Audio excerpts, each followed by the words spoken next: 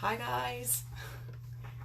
Hi, it's been a while since I did a live, and I've had a really productive, great day, and I have been working on something this week for myself that I thought I would share with you because as we're still in this coronavirus pandemic and as the numbers keep going up, especially here in Ontario, maybe where you are, you guys can just let me know where you are. If you're watching this video, if you're with me live, or if you're coming in later and you're watching the replay, let me know where you're at, where you're calling, where you're watching from, and let me know what the numbers are like where you're at and what that emotional state is.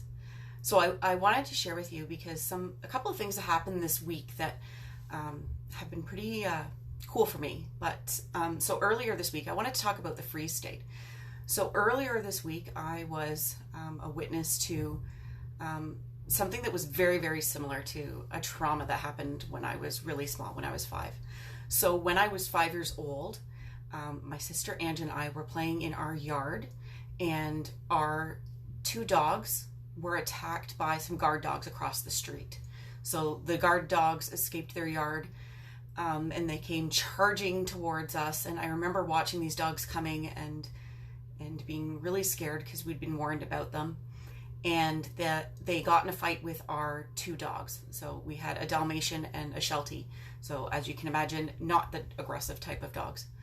What happened to myself in that moment was a survival response.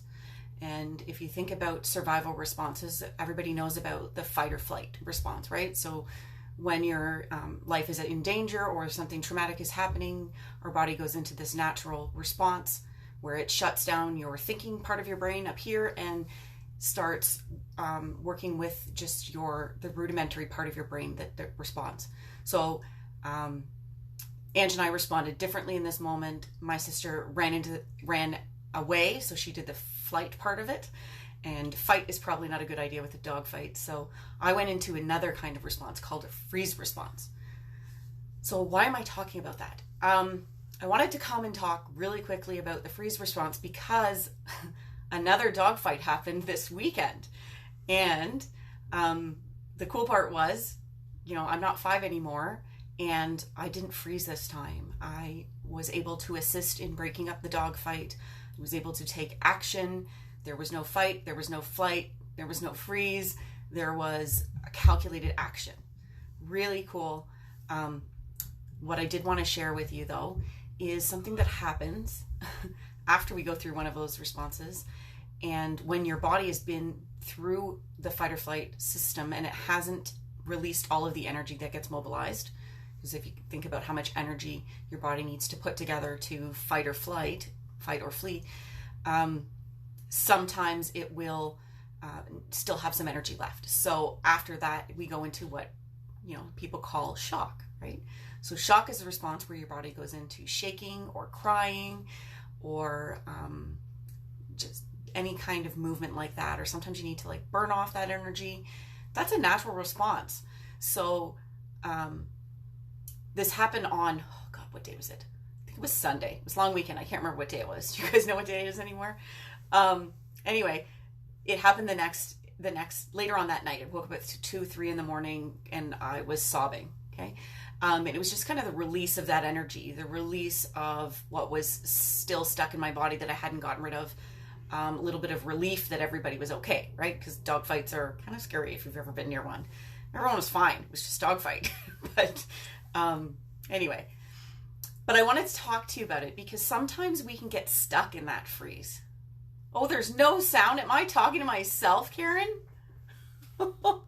Oh, okay, well, maybe it's not Karen. Should I keep talking? Karen, is it just me talking to myself? Okay, well, anyway, I'll keep talking. If it works, it doesn't work.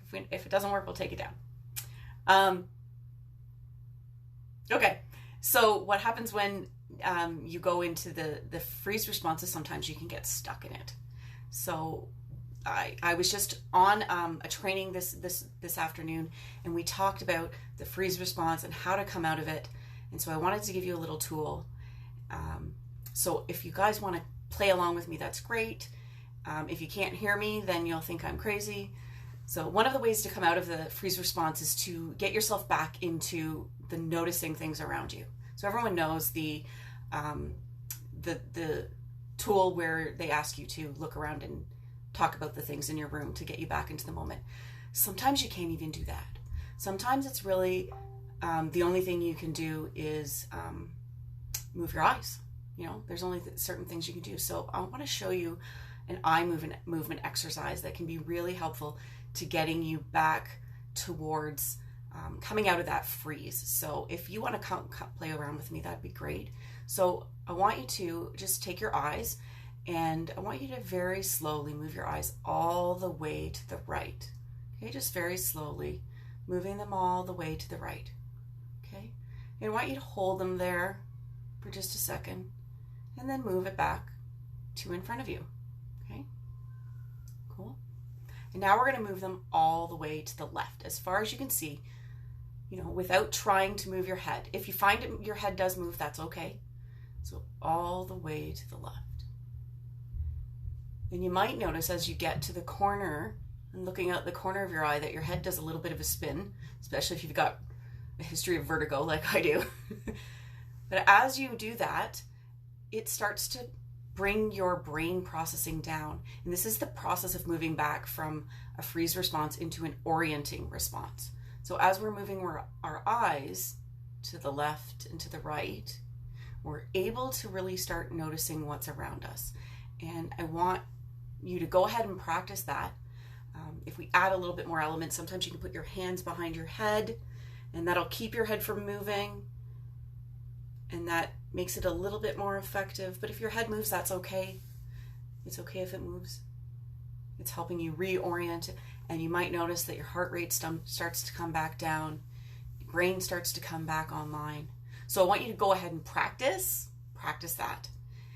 Practice it when you're feeling okay, so that when you are feeling a little anxious, then go ahead and practice it, and you'll know how to do it without thinking about it.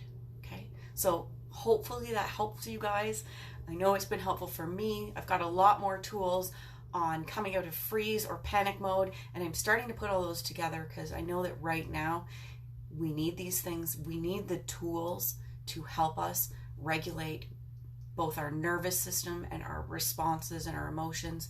So I'll be coming out with more tools, but I just wanted to share that one with you guys today because I remembered how effective it was for me. And let me know in the chat below if it works for you, if you've got a tip that you want to share with other people, and say hi, and have a good night, guys.